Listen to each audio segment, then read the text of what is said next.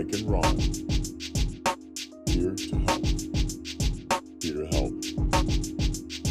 Here to help. Ladies and gentlemen, all sentient beings across all multiverses throughout all existence. Every single one of you beautiful motherfuckers, how the hell are you? Regardless of when you are catching this transmission, we are in the year of our Lord 2026, almost February. Almost February. Almost February, if that means anything to you from the planet that you're on. If February even exists where you at. are, that's where we're at. My name is Ron Bush. My name's Mike Sasson, and this here it is, Mike and Ron. Here to Help podcast. How you doing? You know, as usual, we have, so first of all, this is our third recording of video podcast with our new homie, Kristen over there behind the ones and twos, we want to call it. The video screen. The first two podcasts are in editing.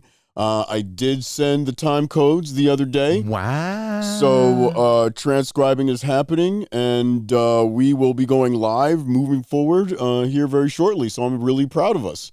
I'm proud of us as well. Always make sure you're proud of yourself. Right. So the Mike and Ron Here to Help podcast can be found wherever you listen to podcasts, and now soon to be on YouTube and Instagram and TikTok and all that good stuff. Are we still on TikTok, even though the Ellisons have taken over that? You know, at this point, in the way that America is, do I care anymore?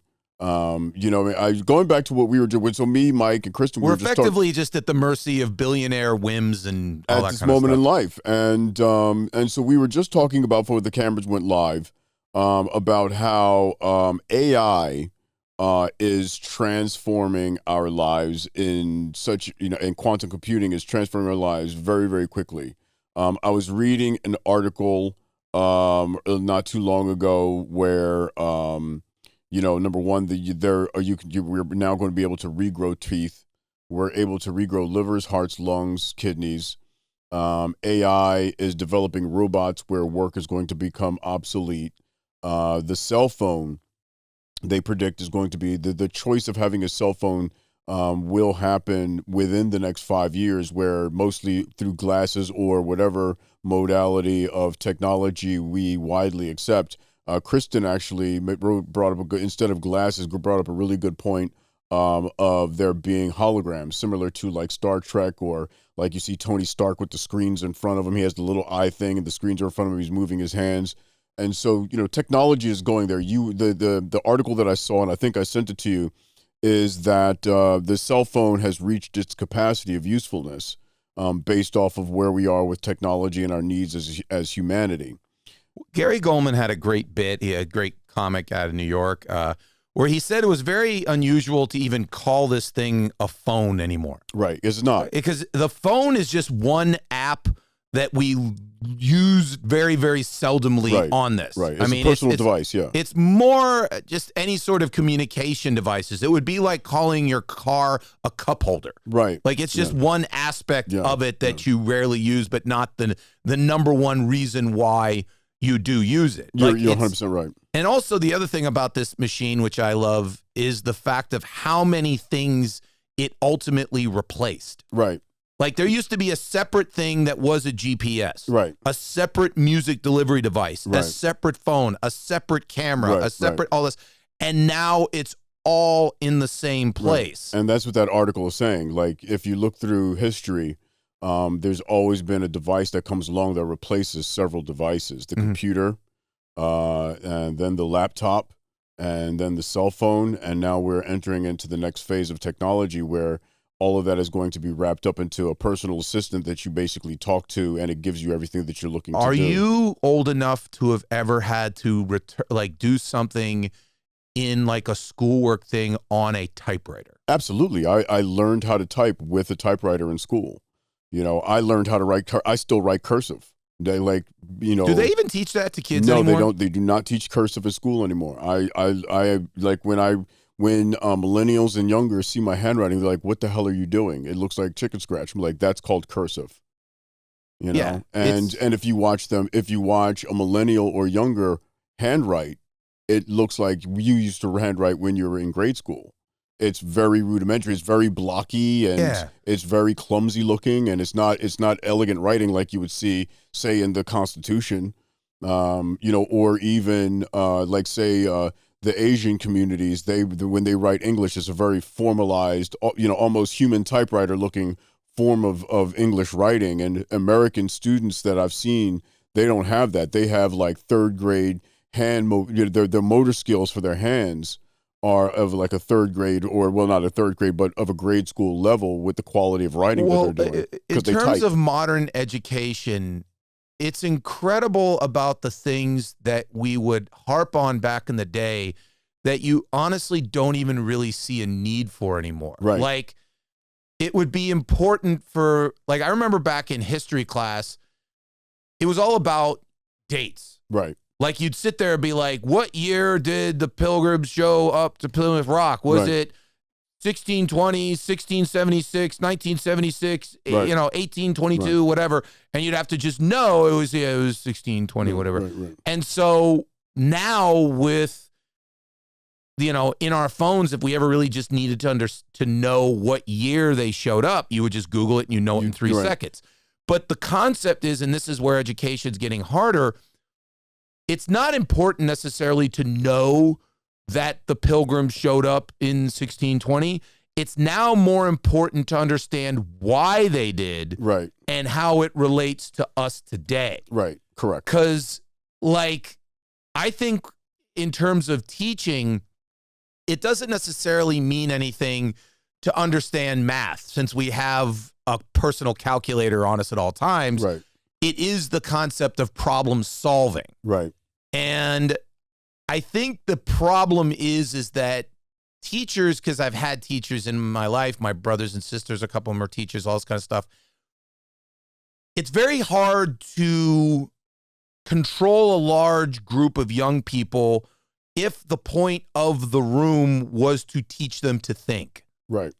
It's much easier to sit there and say, put a note in that. I want to come back to that. Go ahead. Sit here and read this book and tell me what it says. Right. And then tomorrow I'm going to test you about remembering what it says. Right. That's much more easier in a group setting. It's much harder to try to teach people to think. And now the other thing I think you might be bringing up is the fact that maybe about 15, 20 years ago, when the iPad was coming out and everything like that, the big thing was, oh my God, we're going to save so much money and kids are going to be so much smarter. We're going to hand them iPads and they're going to be able to have every book and no more textbooks, no more anything like that. Right. And it's actually proven like, no, that's actually fucking up their learning. Yeah, there's I think it's Denmark. Denmark, said, in the article that I sent you was in Denmark, they're actually taking computers and phones out of the classrooms because the kids' ability to learn and to their attention span. It was the cognitive decline of Gen Z. Is the article. It's on Upworthy.com. Gen Z is the first generation less cognitively capable than their parents, and Denmark has a solution. Since the late 1800s, every generation has outperformed their parents except for this one. And I've noticed it with a lot of younger, I turned 57 in March. And so I've noticed when I'm talking to comedian friends of ours, younger people in their 20s, it's harder for them to see a big picture in a way. It's harder for them to see the cause and effect of actions in a long term. Because everything is so instant gratification driven. I post a video, I want likes and followers. I want my McDonald's delivered within 15 minutes. Matter of fact, we've just passed a law now in California where if your food arrives cold from DoorDash, you get a refund. So everything is about instant gratification. And so the ability for complex long-term thinking and planning is starting to go down, along with a lot of motor skills that the older generations take for granted. Well, one of the things that I feel is important to that is the fact that I did one of my first reels that I did at the beginning of the year was about the invasion of Venezuela, or the taking away of the President Maduro.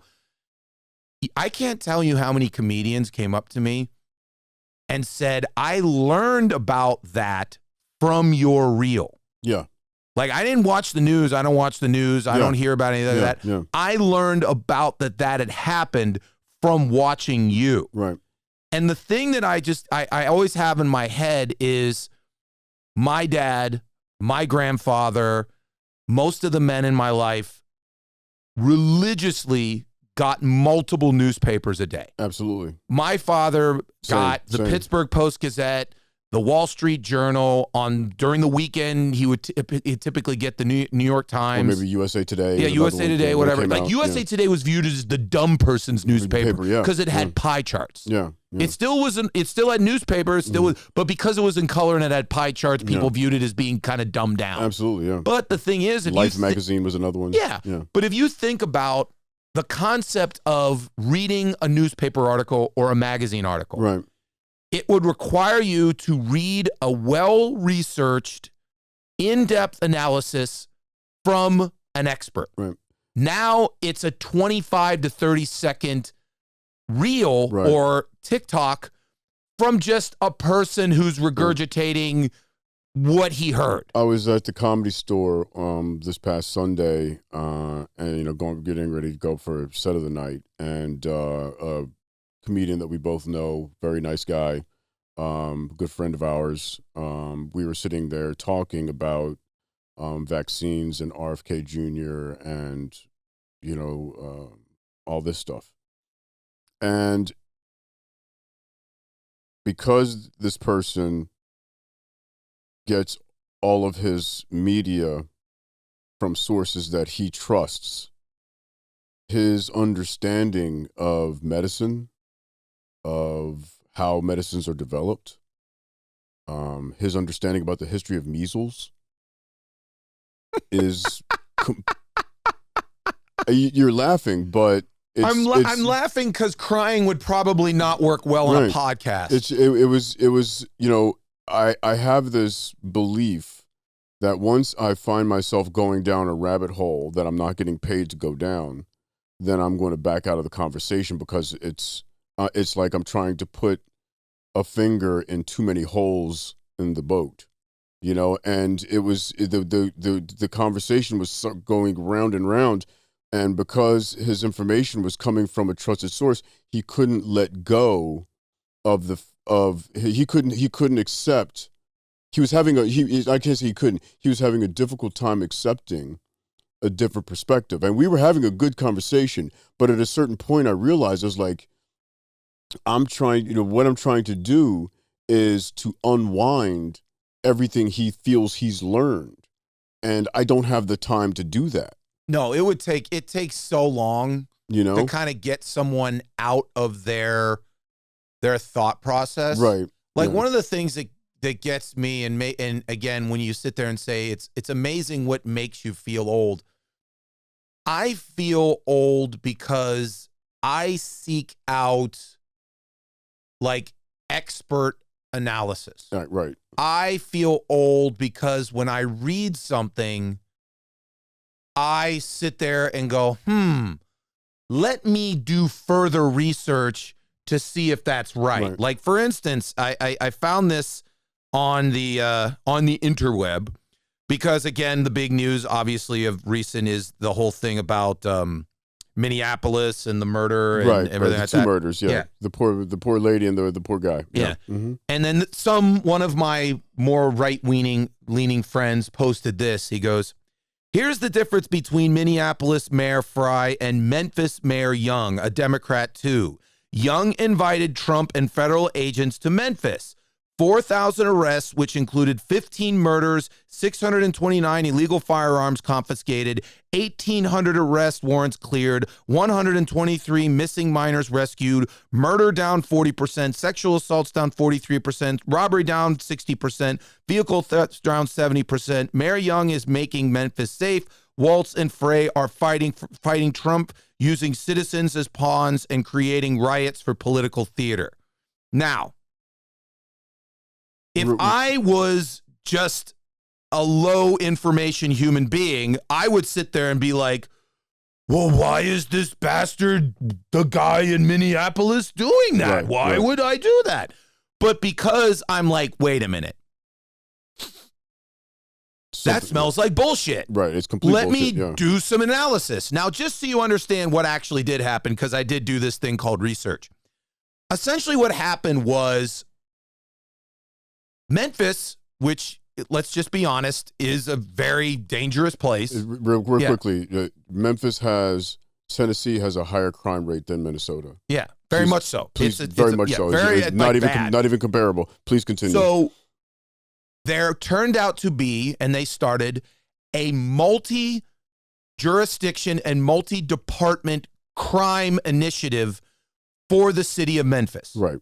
That had the FBI, the DEA, the ATF, all these things, all this kind of stuff, and also ICE was part of it. Right. That went after criminals. Right.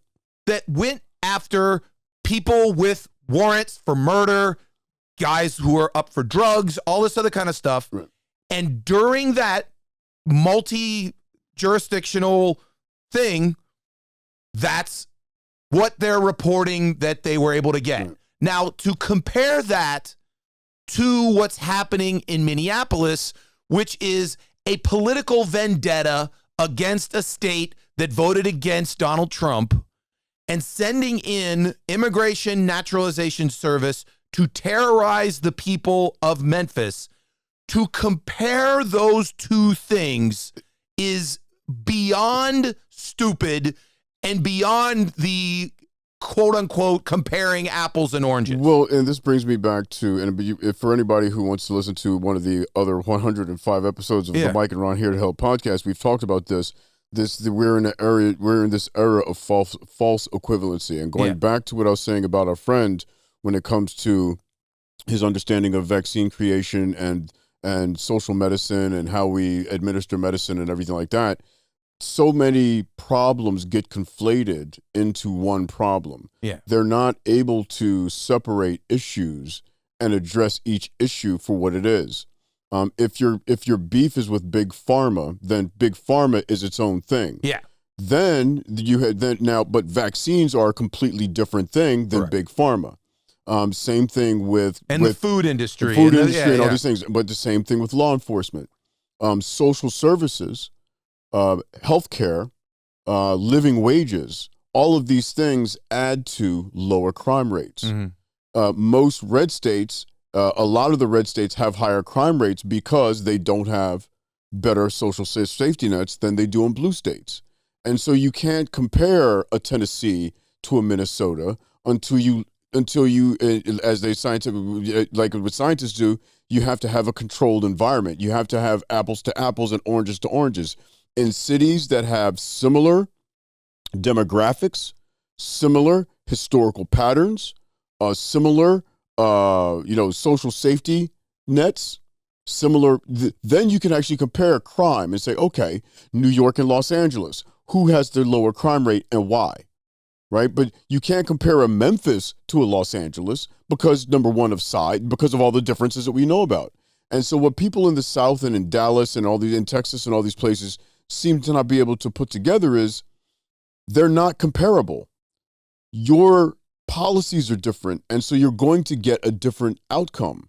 Your populace is not as informed, scientifically proven by studies, as they are in a lot of more liberal learning places. And you can call us libtards, and you can boil us down to these really basic slogans, but ultimately you really need to look at your own environment and ask the questions of why are you not happy? Well, the thing that gets me, and again about that, and it also comes into the concept of to equate a multi-jurisdictional law enforcement surge to essentially a political vendetta is intellectually dishonest at its core, and it's basically built to more or less take advantage of people that would not do what I did, which is take the next step and say, what the hell are we talking about? Well, again, most people are not doing research. When I was talking to my friend on the patio, he was asking me how I use AI. I was like, when I'm looking for information, I ask AI to specifically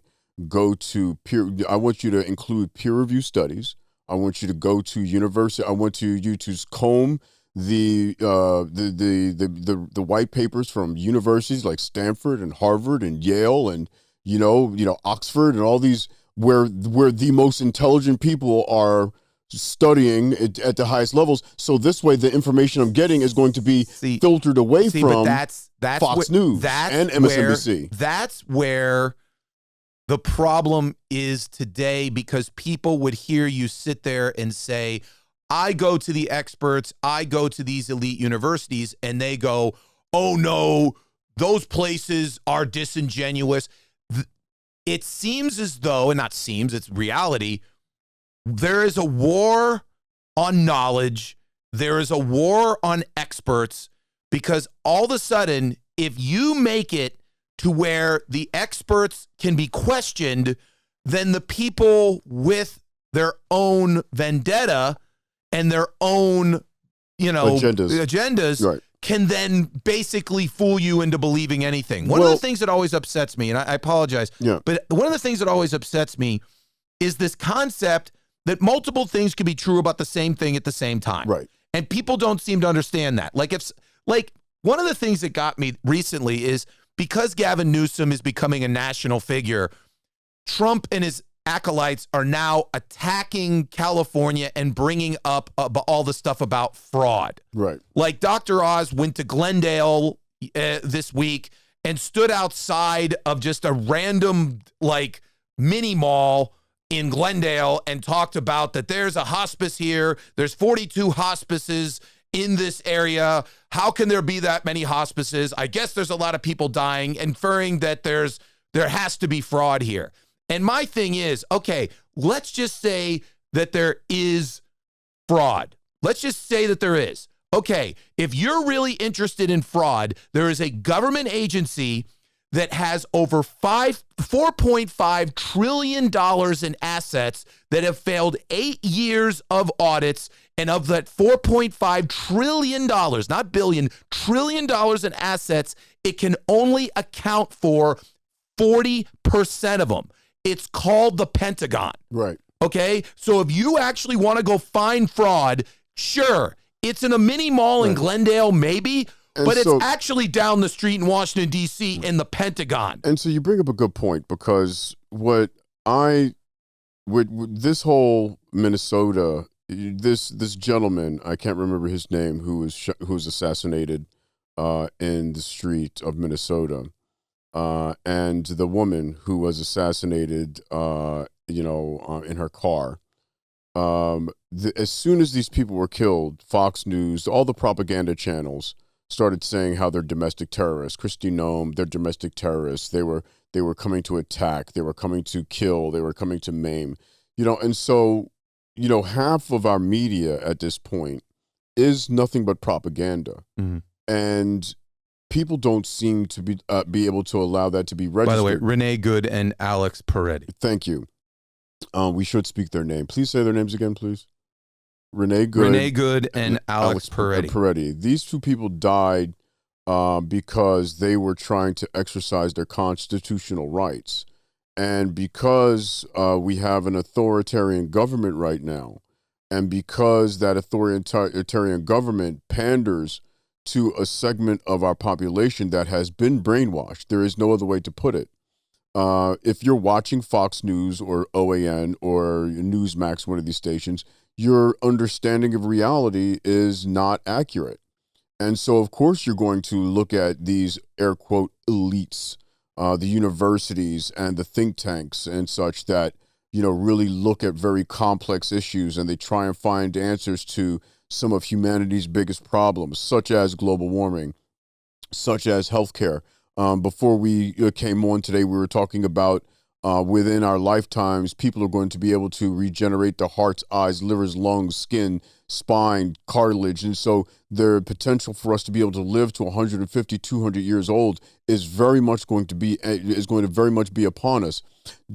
These technologies exist right now, but general society here in the United States, they're completely clueless to these capabilities and what that means for them as they get older. Tesla today just announced or over the past week, just announced, Elon Musk just announced that they're going to stop making 2 of their flagship cars to make robots. I sent you the article down in China where they have robots standing in the street directing traffic already, and where kids are starting to play with robots already, where they're having kickboxing competitions with robots, right? You know, AI, we were talking about AI and how it's going to be affecting us, all of us directly within the next 5 to 10 years. All of our jobs are going to be different. We probably won't be carrying cell phones. I just had a terrible thought. Real quickly though. Yeah, go ahead. And so I'll keep it to myself. And so, yeah. and so the point that I'm making is, you know, we need to be able to get back to a place where we're all able to agree that fact is fact and reality is reality, and propaganda is propaganda, whether it's coming from Fox or MS Now. Go ahead. Fundamentally, when all of these things come out, what they're going to make sure that you understand is that basically this will only be for the people that can afford it. Well, that's already happening. But I mean, like you sit there and you say, oh, they'll be able to regrow hips, they'll be able to regrow teeth, they'll be able to regrow hearts. Yeah, not for the guy in the poor neighborhood of Mississippi, not for the guy in Philly who's living in the, an inner city, not for the guy living in the old steel mill town in Western Pennsylvania. It's going to be for the billionaire. It's going to be for and that's what they're setting up. Yes, the health care of the elites will make it that if you can afford it, yes, death will become almost an option. Right. Whereas, again, if your life is not deemed to be worth the investment of keeping you around, and that ultimately you will be viewed as essentially a drain, then you will go by the way of the dodo as long as someone who isn't wealthy views that your existence is not profitable to him. And so it sorry to bring you down. It just really right. And so, I mean, I just really ask people to really just start to take a breath here and to actually think about where you get your most trusted information from, and actually how reliable is it? You know, if you're looking at somebody on TikTok that you've never met, you just agree with what they say and their perspective, you're probably only getting a part of the story. You are basically being bamboozled by propaganda, more than likely from a government entity, a lot of times not the United States. Right. I mean, and going back to Sass was saying, 2 things can be true at the same time. Your favorite influencer that is providing you with information, yes, they can actually have a good point in what they're saying. Is that point the full story? Absolutely not. It is impossible. You can take any important thing going on in your life today, and it cannot be boiled down to a 30-second, 2-second, 10-minute video, 15-minute or 30-minute video. You know, as much as I like to listen, what's our favorite one? Zahn, Peter Zahn. Yeah. You know, he's a political analyst that's on YouTube. As much as I love to watch Peter Zahan or whatever, how do you pronounce Peter Zahn, yeah. Peter Zahn, as much as I love to watch him, you know, he's trying to boil down some of the most complicated geopolitical subjects into 30-minute videos. You can't do it all in 30-minute videos. And so if you think that for any of us, including myself, to think you know everything about a subject because you've watched a few videos and read a few books, it's the height of arrogance, and you're hurting yourself. And so, like I was saying in last week's episode, in 2 weeks ago's episode, if you are unsatisfied with anything in your life, then I ask you, how did you vote? And there's going to be a lot of people say your vote doesn't count and all these other things. Okay, you've been bamboozled. How did your elected politicians, how did the people that you support, how did they vote to make your life better? Because if your life isn't getting better, then the people that you're depending upon to make your life better is failing you. And so how much do you actually understand about why and how they're failing you, so you can make a better decision, so you can become a better person and live a better life and leave a better life to your family and to your kids and to your relatives. I wanted to transition into this, Mike, because we were talking about, because all of this leads into, which reminds me, is quality of life. Can I add one more thing? Please, absolutely. Sorry. Okay. So just so you understand how much the people that you voted for hate you. Like, I know that sounds harsh, but this is from today. Someone asked President Trump about the quote unquote the housing crisis. And he has now repeated it on numerous occasions that one of his main goals is to keep housing expensive.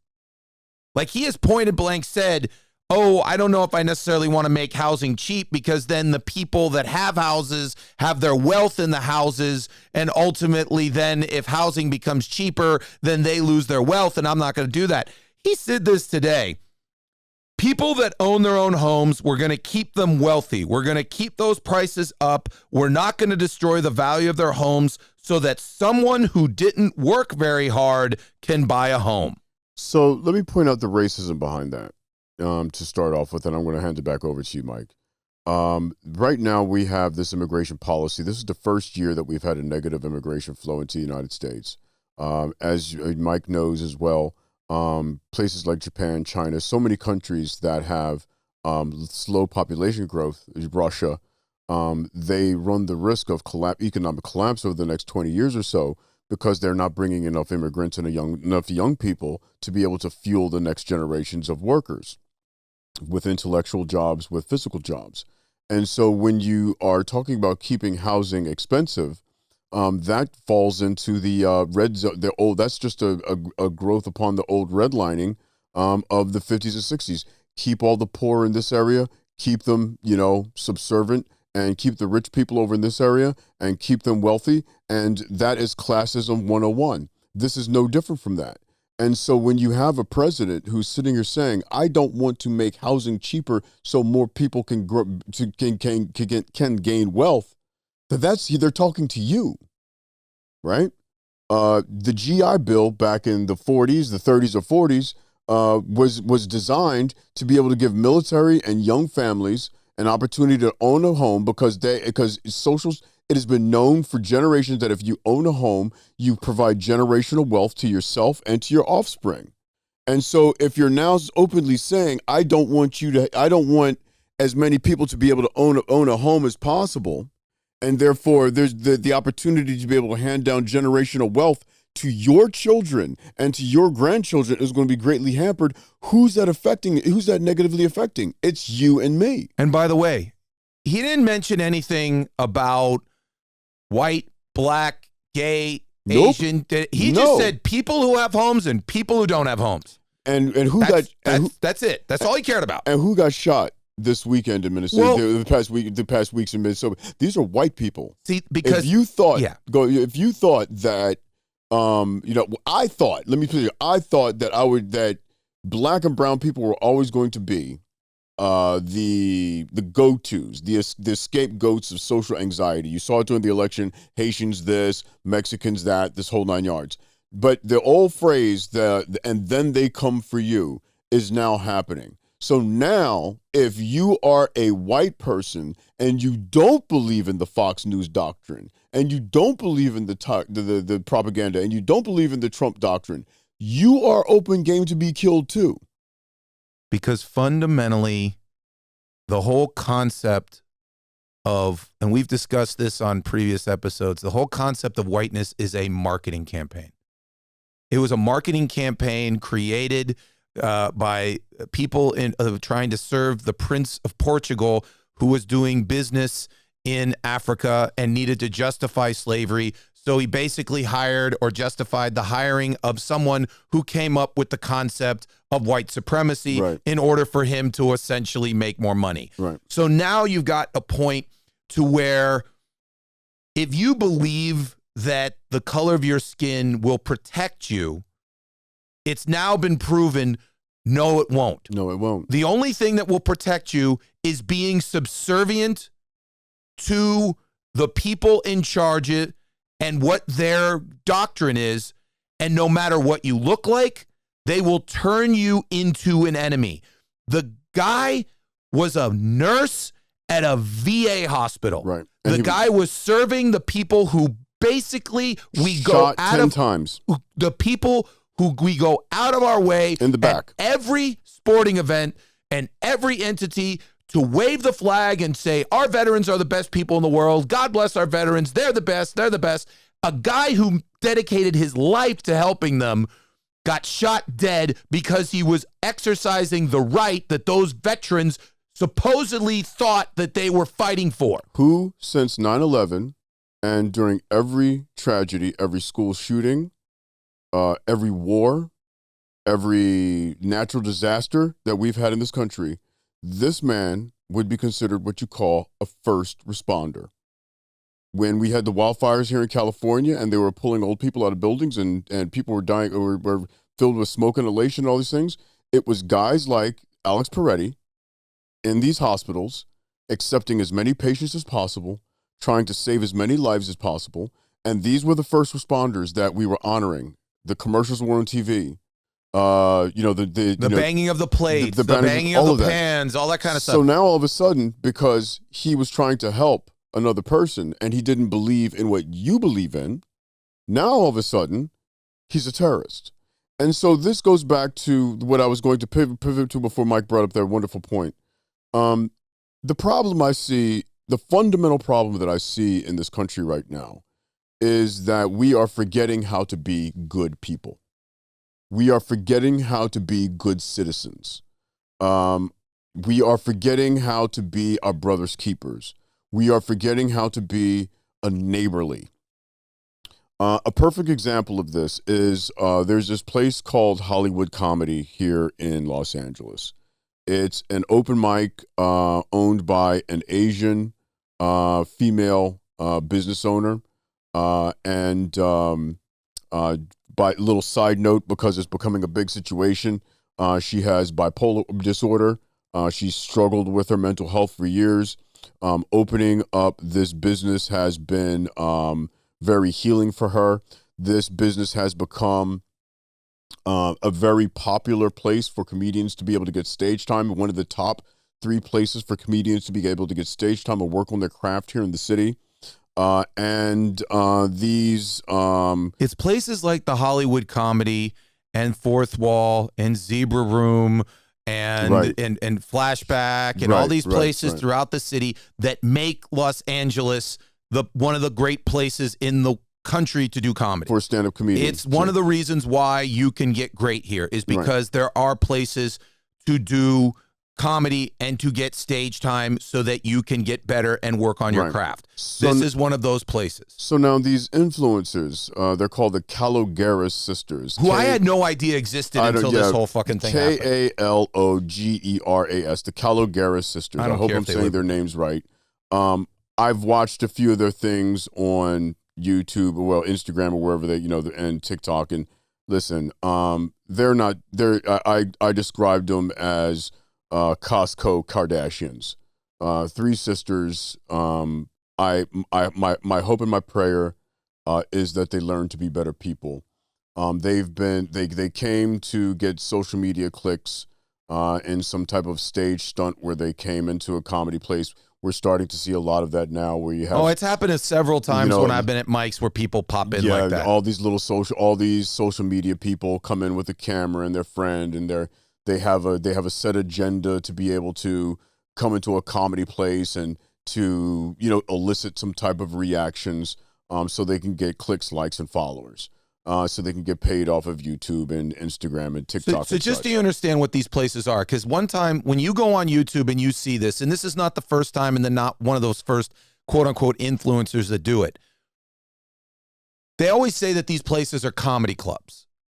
They are and they're not. They are maybe at about 8 o'clock on Saturday, but at 4 o'clock in the afternoon on a Tuesday, it's essentially a gym. Yeah, just a comedy gym. Yeah. Essentially what they are doing and what other influencers like to do, it would be like if you walked into a Planet Fitness, saw someone on a treadmill, walked up to the treadmill and unplugged the treadmill. Right. That's essentially what they're doing. It's someone's on the bench press working out, and all of a sudden you basically tip over one of the benches. Or you go yeah. into a gymnastics studio. Yeah. And people are practicing gymnastics. Or you go into a jiu-jitsu or martial arts gym and they're practicing their trade. They're doing repetition. They're just putting up the work.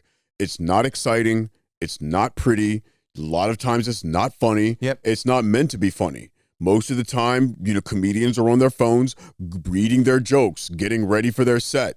Me and Mike Sasson met at open mics and shows. We've heard each other's jokes thousands of times because we're constantly repeating the same jokes, trying to make them funnier, trying to wordsmith them out, trying to make them shorter, finding better punches. Sometimes we give each other hits. Sometimes, ideas, tags, we call them. Sometimes we don't. But it's not meant to be funny. And so you have these influences. And I know someone's sitting there going, wait, a comedy isn't meant to be funny.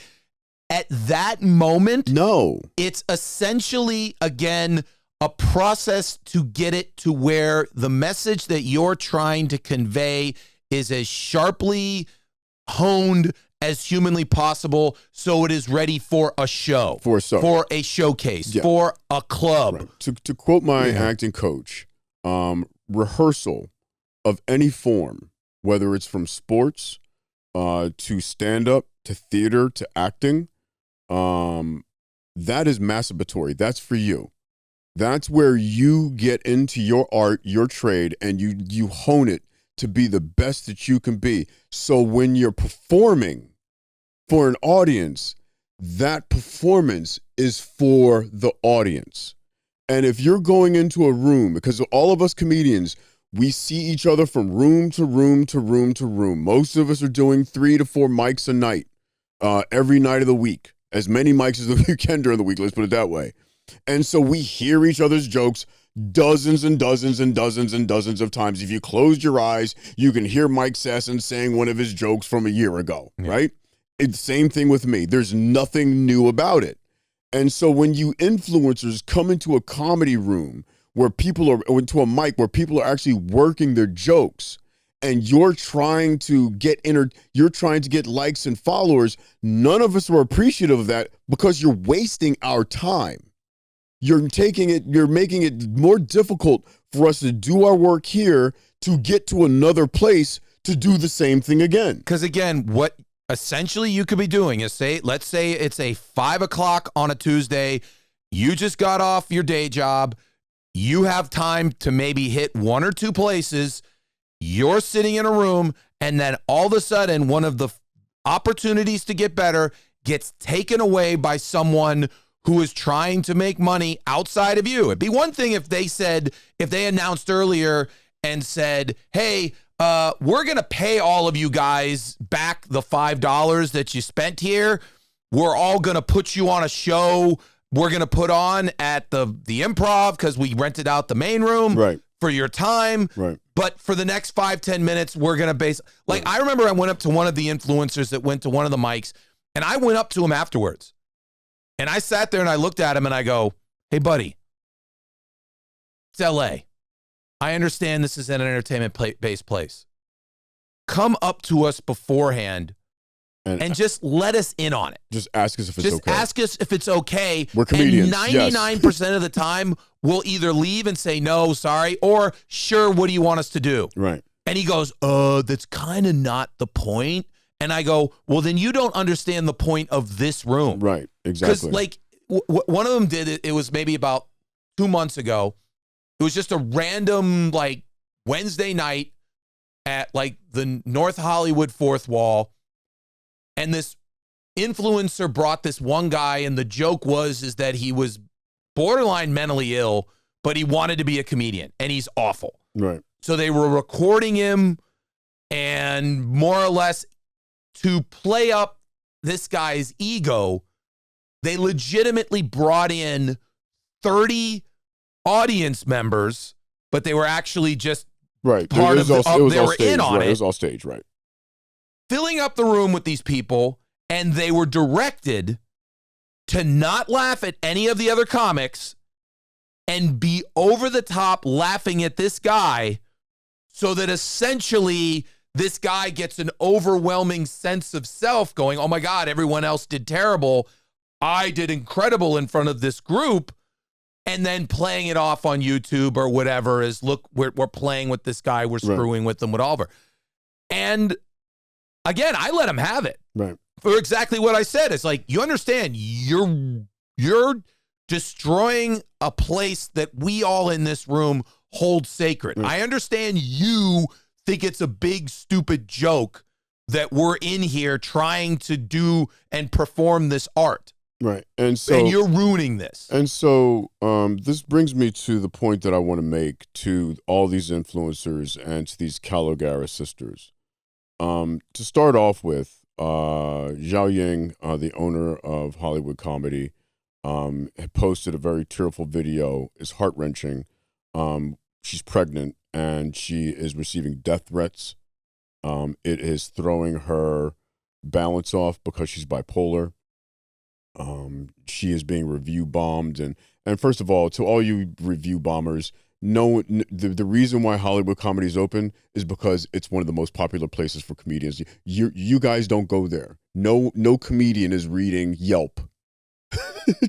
I've made fun on stage at this because I says, if you read a Yelp review to find out which open mic room you're going to go to, you're an idiot. Leave Los Angeles immediately. You're an idiot. You have no chance of making it. So to all of you who are review bombing and doing all this childish, ridiculous bullshit, you have no idea what you're doing, and you are showing your ignorance. No comedian, whether they're out of town, coming into town, or they live here, is going to go to Yelp or to some Google site to check stars and reviews to see if this place is good. Because all comedians, we're all on our own message boards and we all communicate and we're all going to get stage time no matter where we travel to. So let's get that out of the way first. You're wasting your time. Now, I guess the Calogara sisters are like 16 or 19 years old. To these, their followers are sending death threats to a pregnant woman who's asking you to leave her alone. And they lied in their videos. The Hollywood Comedy hired a lawyer to ask them to remove these lies because it's defamation, which is a law, okay? And they're not doing it, and they're promoting it, and they're doing all this for likes and followers. And so I want to talk to you, Calogara sisters, and to all the people who believe this mindset. Who are you as a person? If this was happening to you or to one of your family members, if your mother, if your father, if one of your relatives were being tortured every day by hundreds of thousands of people because you lied or someone else lied, and they're pleading with you to stop, and you find it funny, what type of piece of shit are you? I mean, really, can't you find another way to garner likes and followers? And by the way, I think some of you should be old enough to remember something called Vines. Twitter used to have a service called Vines, and you had a lot of Vine stars, the King Box of the world, and all these people. They were making $63,000 an episode, and as soon as Vines went dark, you started seeing them showing up at these same open mics, trying to be funny, and they weren't, because they're not comedians. Comedians are mental. We are emotional and mental alchemists. We turn dark to light. To quote the great Paul Mooney, stand-up is spiritual. It's not about the jokes.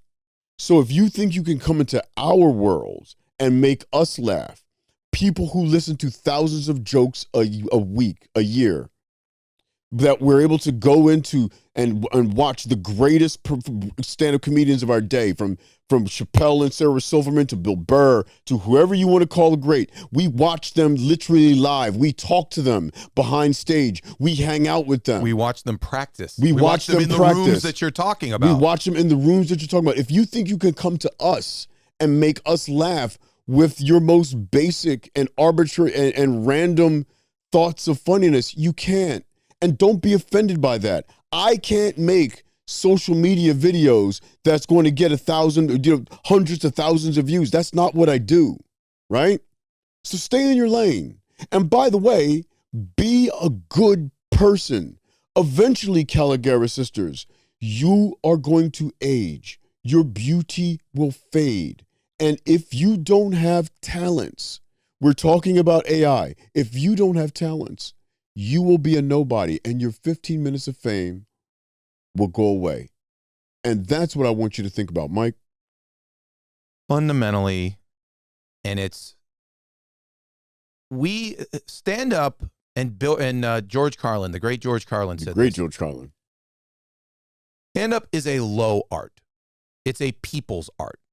It's what makes it great. It's a street art.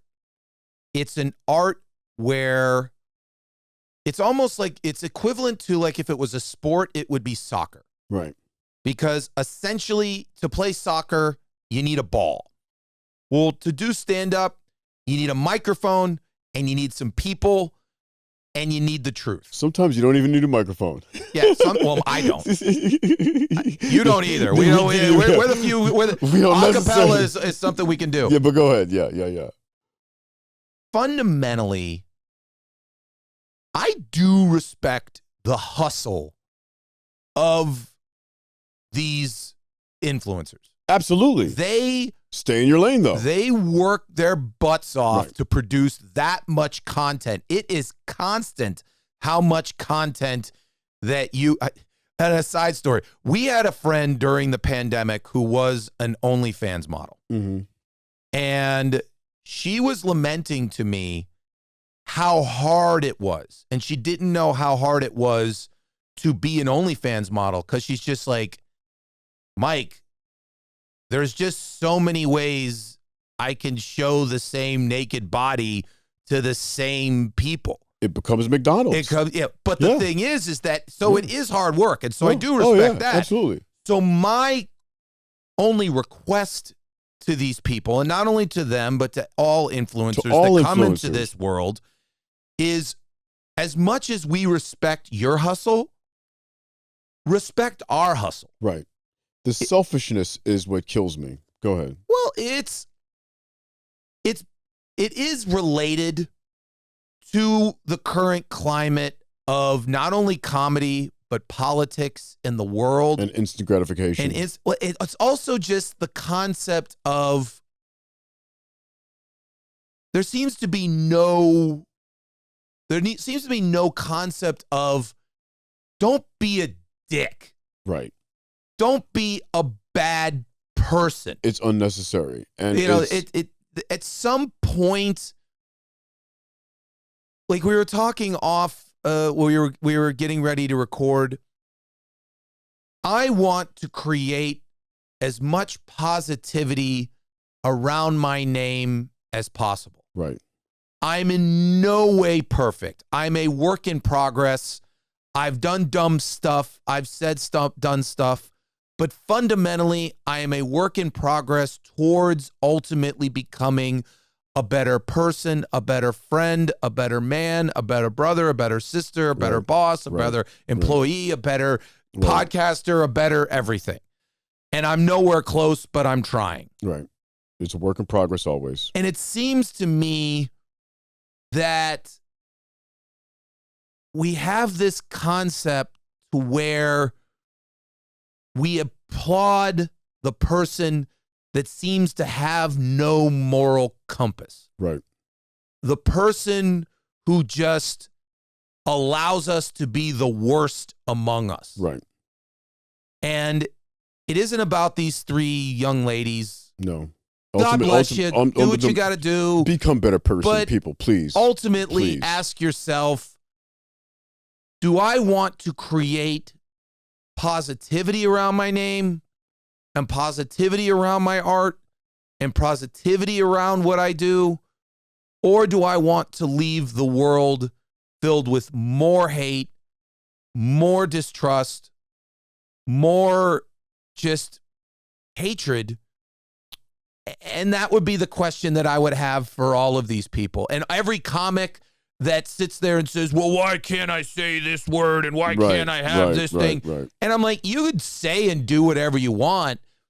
But fundamentally, at the end of the day, are you creating a better place and a better world and leaving the people that look at your art in a better frame of mind? Or are you leaving it in a negative space and in a negative place. That's the concept of this podcast, by the way. The Mike and Ron here, we're just here to help. We're just here to help. But here's somebody in one of my recovery rooms back when I was doing recovery programs said something to another person that is, I'll paraphrase, only the worst of the worst are remembered for being the worst of the worst. The rest of them are forgotten. And so going back to what Mike was saying, at the end of the day, we're all humans. And you're going to be remembered for the people that you uplifted. You're going to be remembered for the things that you did for society, for your community, for people, for the least of these. That's what you're going to be remembered for. Not the people that you hurt. Not the people, not if you made people cry. Not if you were just an asshole. Those people are a dime a dozen and they're forgotten. Name one famous person that is known for being nasty and mean and rude and crude and vile. Who is it that that deserves recognition for that? And so if your shtick, or if you're gloating and you're basking in this 15-minute, this Andy Warhol like 15 minutes of fame because this is the type of person you are, it's not going to last. It never has throughout all of human history. Since the first iPhone rolled off the assembly line till today, the nastiest and most vile human beings are quickly forgotten. To all those people that were sitting here saying Charlie Kirk, R.I.P. to Charlie Kirk, and believe me, when he passed, I was not crying, okay? And I probably said some things that, in hindsight, I regret because I allowed myself to stoop down to the level of who he was as a human being, a vile human being. That's who he was. And you don't hear anybody quoting the great words of Charlie Kirk. You hear people quoting Ben Franklin. You hear people quoting Martin Luther King, Gandhi, right? For God's sake. You don't hear people quoting this man for anything he's done. He did nothing for society in a positive way. But that's who you're mimicking yourself after, is to get people riled up so your algorithms pay you more money. Eventually, Twitter, Facebook, Instagram, YouTube, well, I don't know if YouTube's going to go away anytime soon, but eventually these platforms are going to go away. They're going to give way to something else. And you and your money source that is built around these things, that's going to go away too. Ask King Bach. And who will you be after that is the question I have to ask you. And if your parents are watching and you're allowing your child to do these things and become these people, who are you? Were you not raised better than this? I turned 57. I know my parents whooped my ass.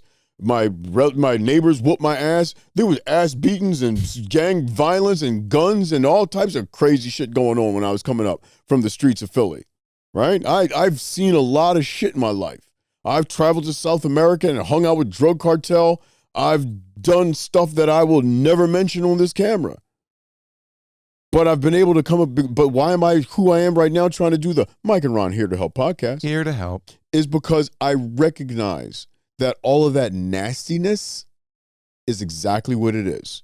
And so I'll close this segment, and I'll hand it over to Mike and just say this. Please, for the love of whoever you believe in, try and be a better person. That's all I'm asking. Because when you're a better person, that's contagious. The person next to you will want to be a better person. Just like any sports team. And that's why I'm going to hand this over to Mike. Mike's a big sports guy.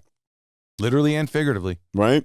You're not going to have no athlete, from a gymnast, right, to a football player or whatever, is going to be great without their teammates. Mike? Well, I mean, if there's anything about the entertainment business that it irks me right now, and I think it's also related to what we're kind of talking about, there doesn't seem to be anyone aspirational anymore outside of sports. Like, we used to have these things called movie stars. Yeah. And the reason why they were movie stars was they were often created, but the whole concept is they weren't one of us. They were stars. They were bigger than life. Yeah. And if there's anything that is, again, it's almost, I called Donald Trump this week on one of my reels, the first social media president. And the reason why I mentioned it is because in social media, it's all about getting attention and not about details. Right. And the problem is that the world oftentimes gets, you lose and you get to the point of details. And without the details, that's what you have in Minneapolis and what you have here in LA with ICE and everything like that. But as related to the entertainment industry, my hope, and again, this is, I would almost probably end it with amen because this is a prayer. Right. I'd hope that we're getting sick and tired as a people of the debasing of the human experience and celebrating the worst of us. And hopefully in the very near future, we will want to raise up the best of us. Right. We will want to give. That's one of the great things. And one of the things why all other forms of entertainment have not recovered from the pandemic except sports. Because sports still gives us a Shohei Ohtani, Right. an incredible athlete, a humble human being that is doing incredible things. Right. It's giving us, great stories of, with the Super Bowl is in 2 weeks. Sam Darnold went to USC, was the 3rd overall pick, got drafted by the New York Jets, and was washed out. They got rid of him. Right. They went and said, you stink. Resurrected his career in Minnesota, had a great year, but in the playoff game failed, and so Minnesota didn't sign him. Went to Seattle. A lot of people felt it was too much money to give this guy, but now he has taken his team to the Super Bowl. Right. That's an aspirational thing to where you go, man, think about the determination. Think about how a person could possibly be given up on twice, and now he has taken that and risen and gone and now is successful. And that to me is my hope and my prayer for the rest of this decade as we move past all this to a better time, to where we can start to raise up the best of us and aspire to be better. Mike Sasson. Amen. Mike Sasson has been preaching over here. Now, to jump I'm a into hell of a preacher. Yeah, you really are. We're gonna have to get you. We're gonna have to get you your own. I'm gonna have to go. I'll do the collection plate. The Black Baptist Church. You know what I mean? Absolutely. I want. I have this joke called "What's Gay," right? And yes, he does. Yes, it does. Yes, we do, because I am a flaming homosexual. And would you view yourself as flaming? No, I'm nigga first, homosexual first, second. You know what I'm saying? But I use the F word instead of homosexual. I think he just wrote his own merch. Right. That sounds like a T-shirt to me. I was raised by Jamaicans, pro-black, 60s era black men, Southern Baptists, and black Muslims selling bean pies by the basketball courts. Mm. That's how I was raised. Yep. And so I have a joke called Stereotype where I talk about I don't need to change who I am to be who I am. And but in this joke called What's Gay, I explain how science doesn't really understand what homosexuality and bisexuality is. However, for the first time, and this is in the Washington Post, groundbreaking new study, the evolutionary upside of same sex among primates. And what it basically says is in 56 species of primate, now scientists report evidence that in non-human primates, same-gender sexual behavior plays an important role in the survival of individuals within certain species, helping them navigate harsh climates, predators, food scarcity, and complex social studies. And so if you read, just Google this again. The title in the Washington Post is "Evolutionary Side of Upside of Same-Sex Among Primates." It is an extraordinary read that talks about how they summarize this in 15 seconds because I'm already lost. What is it? What is it? Basically, it's talking about they've been studying primates and they've noticed that both female on female and male sex is widespread through most of the primate, and we are primates. Humans are primates. And so if you're asking, for those people who don't understand gay, bisexual, transgenderism, such, it is widespread throughout all life forms, through most life forms. If you look at Blue Planet, I believe it's the clownfish, can change its gender based off of its mating environment. We now have at least 56 primates of however many there are that all practice if you want to call it we'll just call it same-sex relations, and it's based off of social structure, trading of food, and all these other things that help. And science, as I say in my joke, science teaches us that anything that naturally reoccurs in nature adds to the strength and survivability of a species. Our teeth, our eyes, our ears, our hair, everything about us has through over the 300,000 years that humans, Homo sapiens, have been on planet Earth, has developed for us to be where we're at today. And all of our behaviors have come with that too.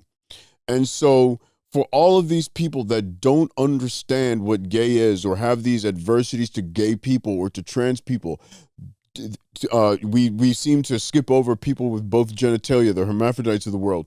Just understand that it's all natural. You may not understand it, and science may not have an explanation for it, just like science doesn't have an explanation for so much that happens in our world, from what happens in our oceans to the reason why we have the James Webb telescope giving us new discoveries and understandings about the universe. You may not understand it, but it is natural. And so I'm asking people, because there seems to be this desire to hate on trans people and this confusion about gay people. And like I say on stage, gay people, anybody within the LGBTQIA++ community, we need straight people to continue to have children so they can join us. So if you have a problem with gay people and trans people, why don't you guys stop making them? Okay? Stop making them. So here's how I'm kind of figuring out what the hell he just said. Go ahead. So basically what you're saying is that if something exists in nature and has it, I'm working through it. Yeah. If something exists in nature, it is because nature views it as a positive thing that ultimately helps create the species moving forward. To help strengthen and support the longevity of the species. So essentially, all gay, behavior, trans people, LGBTQ people ultimately help move the human race forward. Right.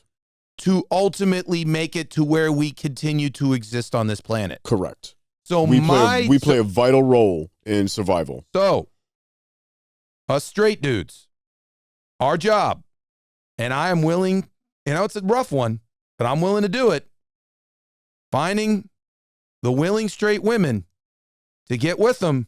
Yes, please. To ultimately, eventually produce offspring. Yes. Who will be handsome and tall and athletic like yours truly. Right. That will, if they choose, or if they are. Right, there's not a choice. Eventually join that. But right. Step one is me finding some women to get with. And so it's all the circle of life. And so a fact about history. This is the circle of life. Right. By the way. A little unspoken fact about life is that history is the planet used to be mostly bisexual before the Crusades. Wow.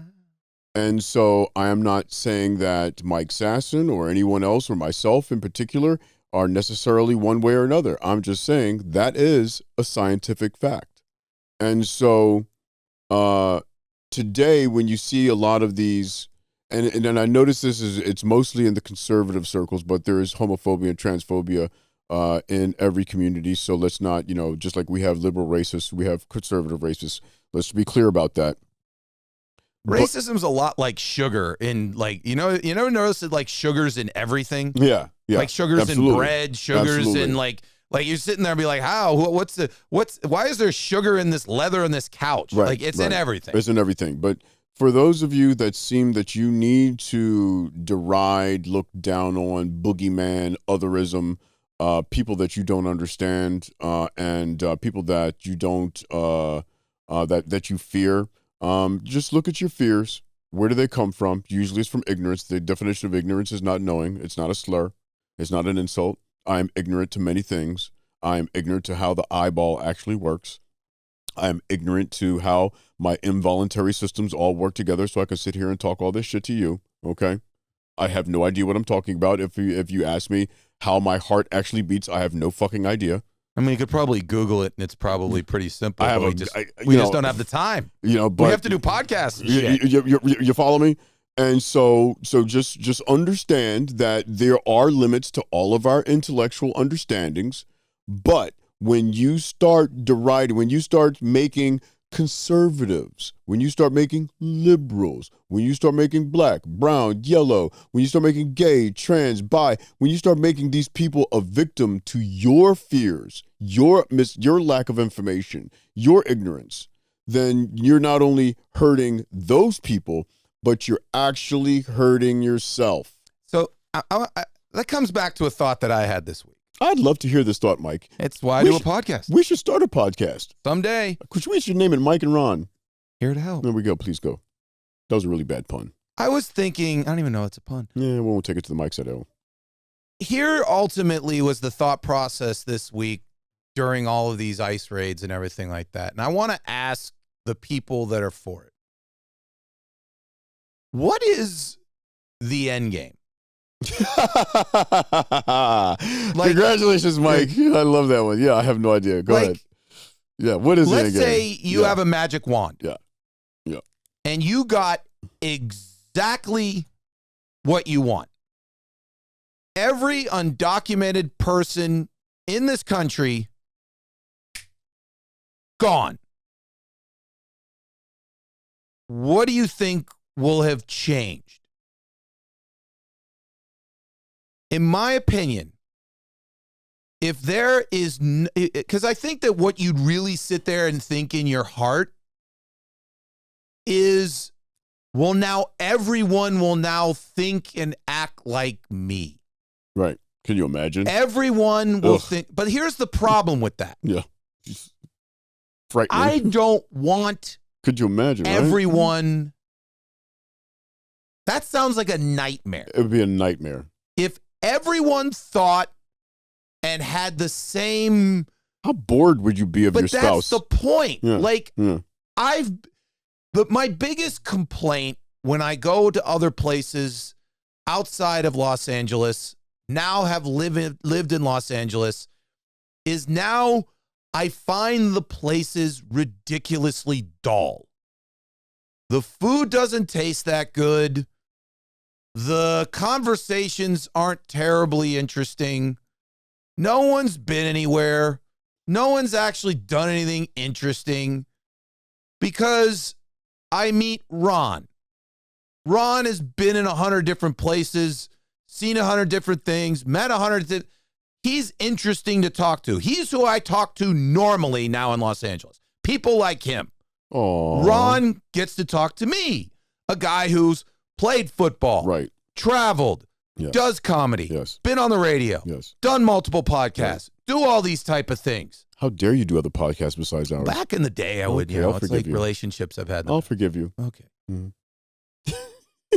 But fundamentally, that's what creates interesting lives. You meet interesting people. You go to, you eat interesting food. You meet people from all different walks of life, different places, different things. Because fundamentally, that's what creates great things. Absolutely. Like, and I know that we have had this debate in the past, but like, think of all of your heroes. Let's go through one right now. Right. Elvis Presley. Right. Ooh, there's one. Okay. Not my hero. But. Yeah, I mean, but if you not we'll, necessarily okay, but we'll talk about public enemy. Go ahead. Go ahead. I'm just a being hero stupid. of a lot of people. Absolutely, no, absolutely. And I personally believe one of the greatest performers in the history of entertainment. Guaranteed, you got to be able to give credit where credit is due. Okay, Mm-hmm. He was created not by hanging around people that looked and sounded exactly like him. Right.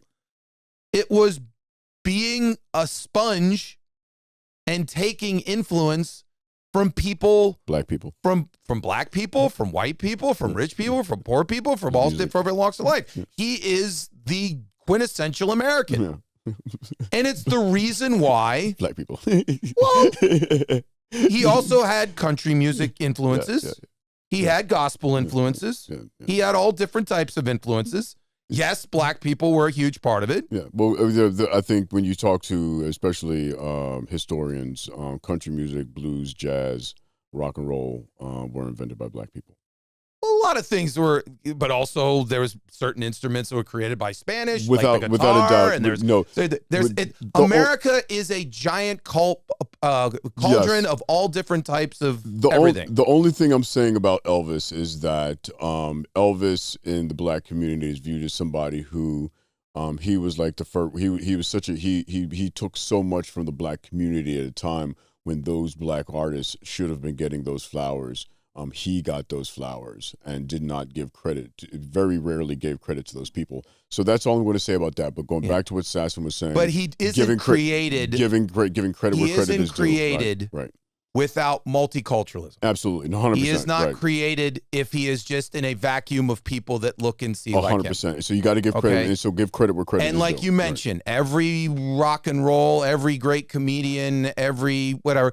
I mean, there was an article recently basically talking about the influence of Richard Pryor. 100%, right. In that ultimately, was Richard Pryor influenced by white comedians? But Lenny Bruce. Yes, absolutely. Now, he took his own experiences and then white comedians, Hispanic comedians, black comedians, everybody was influenced by him and created all sorts of things. Right. So the point being, if you are trying to create a society where everyone thinks like you, acts like you, pursues the same thought process you do, you will ultimately create a society that ultimately produces nothing great, nothing new, nothing cool, nothing interesting.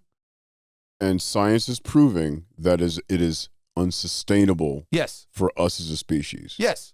And so the concept is, and the reason why I picked an Elvis Presley is because to a lot of these people, he is a hero to them. 100%. And so 100%, in order to create him, you couldn't have said, all right, every Hispanic, every black, every gay, every whatever, out. Right. Then there is no Elvis Presley. Right, exactly. There is no rock and roll. Right. There is no every form. There is no country music. There is no anything. Right. It was all an amalgam of multiculturalism. Right. And so I'm going to, Mike, I need your help. All right, cool. We're about to end of this. This is going to be a longer podcast. And then I'm actually, first of all, I'm flying to Portugal. Wow. On Tuesday morning until the 17th, 8 cities in 2 weeks. There are 8 cities in Portugal. There are 8 cities in Portugal. I'm going for Lisbon. That's apparently grilled sardines are amazing, and I'm just really looking forward to the culture, to the music, to the food, to the beaches, to being able to do stand-up in Portugal. I'm going to take 2 to 3 days, and I'll be in Madrid, Spain. But I need your help for something real quickly. Sure. This is the Mike and Ron Here to Help podcast. Here to help. And Christian, our sound guy, he needs to get home to his family here, and he's been here since, what time we get here today, Christian? He got here at 10 o'clock in the morning, so we have like 3 more hours of this podcast. And we got to really get through some shit. Yeah, but Kanye West. He's aging in front of us. Kanye West apologized. He took out a full-page ad in I believe, the New York Post or the Wall Street Journal, where he was apologizing. He did then pick the 2 newspapers owned by Rupert Murdoch. Please just let me continue because I need your help. And Kristen, I'm going to pull you in on this last one here. So Kanye West, who I proclaim to be dead to me, He was never alive to me. Not just too in pure, long ago. Yeah. Last year, the perfect example of somebody who just we don't need to listen to anymore, especially within the black community. And Nicki Minaj, I'm adding you to the list of people who I'll never listen to your music again. She's got a gold card now, though. Yeah. Right, exactly. And her brother is a pedophile, and she's trying to get him out of prison. But we're not going to talk about that right now. But Kanye West, didn't we just talk about it? And this Looks is like right. We're going to skip over it. Let's put it that way. And so, but Kanye West put out a full page ad, and he's apologizing for his tumultuous, we'll say that his behavior over the past 3-4 years. Where sounds like a guy's broke. Where he has a new album coming out this week. Or next week. Or it already came out. The anti-Semitism, the selling of Nazi apparel, the denigrating of the black community and black history. I mean, all the things that me and so many people who consider ourselves to be not only just pro-humanity, but also pro-black and pro-black culture, found appalling that he was talking about. He's now apologizing for that. And he's saying that the reason why is because he's bipolar 1. He was unmedicated. He went to a very dark place and refused treatment. And he's asking for forgiveness as he works to become a better human being. So what help do you need me to do? I want to hear your thoughts on that. I want to hear your thoughts, because the way that I look at it is this. First of all, Kanye, like with anything, my mother and my previous religions taught me, if you read the red letters of the Bible, as Joe Scarborough would say, there is forgiveness. Okay. And so I forgive you for all the things you've said. But I would also suggest that you go ahead and take your millions and millions and millions and millions of dollars and retire and learn how to be a better father. Get your children into therapy. Help them understand, help them to become better people. So as they get older and hear and see all of the things that you've done to hurt all these different communities, that they can understand how to process that information, become a better human being to your ex-wife, who has tried to be the better person out of all of this. And instead of apologizing to the black community and to society and to the Jewish community, why don't you start taking action and doing things to help heal and improve these communities? Do things to reduce anti-Semitism. Do things to help improve the black communities, and do not play lip service. Mike? I, too, am all about forgiveness. Full disclosure, I was not a giant fan of him to begin with. I always felt he was slightly overrated, by him especially. Yes. Because anytime anybody claims that he is a genius and he is the superior to he's out of his fucking mind. To the Beatles and to the whatever, I just felt it was whatever. Yeah. Fundamentally, it would be an incredible, uplifting story if he legitimately took seriously redemptive measures to become a better person, to get help, and ultimately be a testament to what I was talking about earlier, which is be an aspirational person. Because we are now getting into a point, and I've said this on previous podcasts, there's going to be a lot of people that the promises of MAGA, when they don't come true, are going to be faced with a choice. And that choice will be either to fall deeper into despair, fall deeper into self-hatred, or look to do self-reflection, realize why you felt the way you felt and acted the way you acted, and ultimately then try to be better in the future and tell others why you did what you did. Like right. You've talked about that, personally, a white supremacist. I used to date one. Who ultimately... Ex-white supremacist. Yeah, You dated an ex-white supremacist Yes. who found the error of his ways, Yes. who ultimately said, this is why I did it. I was wrong. Here's how I live my life now. Talk about, and it's complicated relationship. Yeah. Woo. But the point being is, if that was ultimately the end of his story, Yeah. like you want to talk about the arc Right. of Absolutely. being at a point to where Yeah. he says these incredibly terrible things, promotes these incredibly terrible things, has white supremacists screaming in a limo, "Hail Hitler." I don't know if you saw that video. Yeah, I didn't see that video. Yeah, it's just, just the worst, like all the worst of the worst, women hating losers in the world in Miami at a club Right. trying to, whatever. If that guy who made that song could ultimately say 5 years from now, I was in a dark place, I eventually found the light and became better because of it. Right. What an incredible Story. Yeah. and I hope it happens. And I want to hear that story. Yeah. But my only problem is my instincts are, you have an album to sell, you have money to be made, you need to find enough people that will forgive you at least for a while until they put their money down, and you will then do none of the work. And then 5 years from now, if you have not done the work, you just start saying crazy shit again. Again, at a certain point, all those things that you think are important go away, and you are left with that dark hole in your soul that you cannot fill and satisfy. And so this has been the Mike and Ron Here to Help podcast. Here to help. We're just here to help. We want, we're comedians. These are the types of things that comedians think and talk about when we're writing our jokes. They're not meant to be funny. Not all jokes are meant to be funny. Some jokes are just meant to transition into things that are funnier. And so we hope that you have enjoyed this podcast. We hope that you've learned a little something about a different way to have it. We hope we've shown you different ways to think. I do not agree with everything that Mike says and thinks. I would imagine, although he probably agrees with 99.999% of the things that I do agree with, and he's going to, that look on his face is absolutely fucking not. Right? I'm going to amend. It's a decent percentage, but 99.99. I don't agree with 99% of the things that I think. Right. And so we're just here to present different perspectives and to show people how to talk and think through things. And a lot of things we talk about ends up in our jokes down the road.